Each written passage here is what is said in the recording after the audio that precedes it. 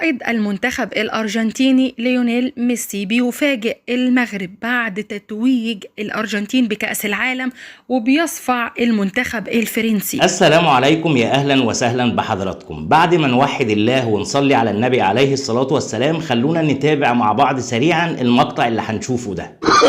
نو نو نو نو.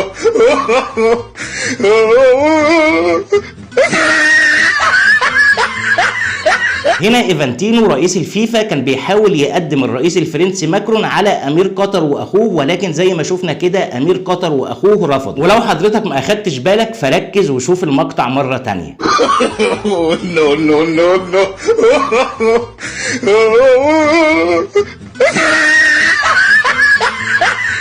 الحقيقة أنا فرحان وشمتان في إذلال وحزن ماكرون على أرض عربية مسلمة، وده بسبب هجومه الدائم على الإسلام والمسلمين، ولأنه أساء للنبي صلى الله عليه وسلم.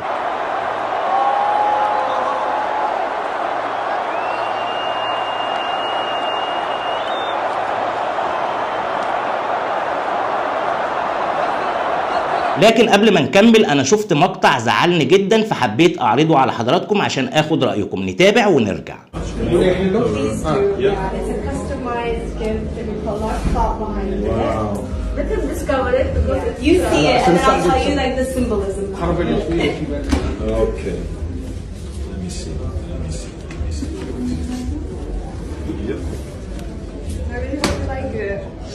Oh, I love it. Yeah, you love it. I know. I love it. So if he doesn't like it, so sad for him. Wow. Wow, it's so beautiful. That's beautiful. Look at that. Oh, I'm so glad. I told him he will. I told him he will love it. Yeah, it's cute, right? I told him he will ask his people why you don't come with ideas like this. كلامي هنا للمطربة المغربية، هو حضرتك مش عارفة ان رئيس الفيفا اللي انت اديتيله الهدية ده كان ضلع من اضلاع التآمر على خروج منتخب المغرب؟ وحتى يا ست لو عايزة تديله هدية فهل ينفع تديله هدية حذاء عليها علم بلدك؟ الحقيقة ان المقطع ده زعلني جدا وحبيت اعرضه على حضراتكم، وهستنى اراء حضراتكم عليه في التعليقات. لكن المقطع بقى اللي هيتكتب في التاريخ على مدار الاجيال القادمة واللي اسعد كل المسلمين والعرب هو المقطع اللي هنشوفه ده. الحقيقة ان اللي فكر في اخراج المقطع بالشكل ده دماغه دي الماظ، لان المقطع ده زي ما قلت لحضراتكم هيتسجل في التاريخ مش بس دلوقتي ولكن كمان للاجيال القادمة. اللي هيشوف الصورة دي هيسأل الله هو مصري كان لابس ايه، ومن هنا هيبتدي يبحث ويدور عن الثقافة والهوية الاسلامية والعربية. انا متأكد ان اللقطة دي زعلت ماكرون اكتر من زعله على خسارة فرنسا، وطبعا اللقطة دي ما عجبتش الصحف الغربية فشنوا هجمة شرسة زي ما بدأوا كده في بداية المونديال. بعد اللقطة دي شنوا هجمة شرسة على اللقطة دي، وزي ما حضراتكم شايفين كده صحيفة الجارديان البريطانية قالت ان تلك صور ميسي وهو يرتدي بشتا اسودا كانت لحظة لاسترجاع استثمار قطر البالغ قيمته 220 مليار دولار. وكمان قالت صحيفة التلغراف ان العمل الغريب حطم اعظم لحظة في تاريخ كاس العالم. ولاعب منتخب الارجنتين السابق بابلو زابيتا قال لماذا لا يوجد سبب لفعل ذلك، بينما علق باستيان لاعب منتخب ألمانيا السابق برضو لا أعتقد أنه أمر جيد، فأنت تلعب كرة القدم لرفع الكأس بقميص بلدك، ولا أعتقد أنه سعيد بذلك، في رأيي لم يكن كأس العالم ناجحا. علق كمان جاري لينكر لاعب منتخب إنجلترا السابق، فقد قال عن لقطة ارتداء ميسي للبشت القطري بطريقة مغزية غطوا ميسي وهو يرتدي قميصه الأرجنتيني. الغريبة بقى يا صديقي إن الناس دي زعلانة في الوقت اللي فيه في الأرجنتين نفسها زي ما حضراتكم شايفين كده معلقين صورة مارادونا وهو لابس الغطرة والعقال. يعني الارجنتينيين نفسهم في بلدهم فرحانين باللقطة بتاعت ميسي وهو لابس البشت القطري. وسؤالي هنا بقى للصحفيين دول وكل الناس اللي هجمت لقطة ميسي وهو لابس البشت القطري، لو حضراتكم شفتوا ان امير قطر لبس مثلا ميسي علم الشواذ حضراتكم كان هيبقى رأيكم ايه؟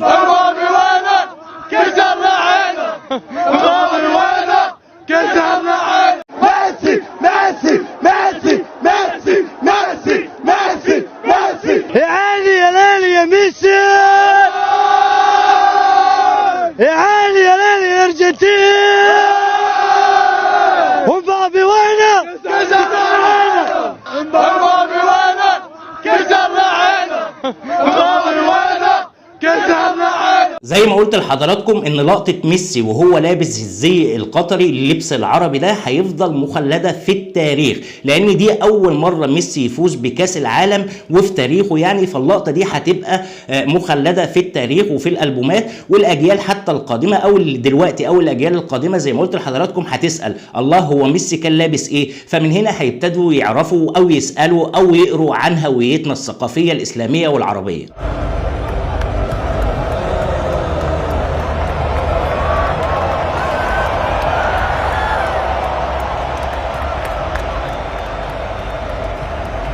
تحياتي لدورة قطر على التنظيم الرائع، تعتبر أفضل نسخة من كاس العالم شفناها والعالم كله شافها رغم المحاولات الأوروبية في الهجوم على قطر أو على الإسلام والمسلمين.